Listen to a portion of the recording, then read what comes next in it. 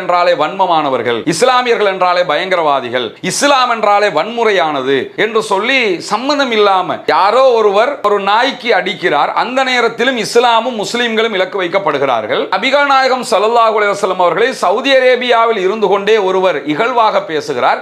அதற்கு Saudi Arabia தன்னுடைய நாட்டு சட்டத்தை இம்ப்ளிமெண்ட் பண்ணியிருக்கிறாங்க.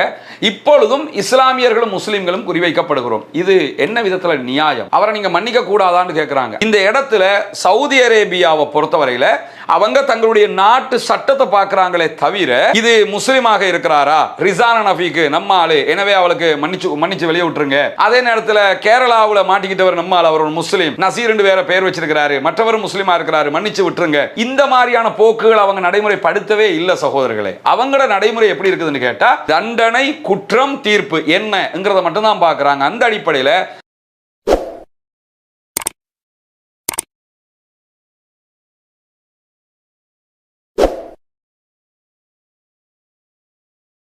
இன்றைய நாளில் சமூக வலைதளங்களில் ஒரு பெரிய பேசுபொருளாக மாறி இருக்கக்கூடிய விவகாரம் என்னன்னா, அனூஜன் என்கிற ஒரு தமிழ் சகோதரனுக்கு சவுதி அரேபியாவில் வழங்கப்பட்டிருக்கக்கூடிய நீதிமன்ற தீர்ப்பு. இந்த தீர்ப்பு எதற்காக வழங்கப்பட்டது, அதனுடைய பின்னணி என்ன என்கிற ஒரு விவகாரம் இருக்கக்கூடிய சூழ்நிலையில் இந்த தீர்ப்புக்கு காரணமாக அமைந்தது என்ன அப்படின்னு பார்த்தீங்கன்னா, கல்முனை பகுதிகளில் ஒரு நாயை ஒரு இஸ்லாமிய சகோதரர் தாக்குகிறார்.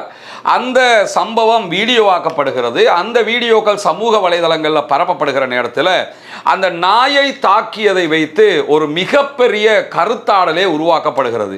இஸ்லாமியர்கள் என்றாலே இப்படித்தான், முஸ்லீம்கள் என்றாலே இப்படித்தாங்கிற விதமான பேச்சுக்கள் எல்லாம் பரப்பப்பட்டது நமக்கு தெரியும். எந்த இடத்திலையும் ஒரு தனி மனிதன் செய்கிற காரியங்களுக்கு ஒரு இனத்தையே சேர்த்து பேசுவது என்பது ஒருபோதும் ஏற்றுக்கொள்ள முடியாத ஒன்று என்பதை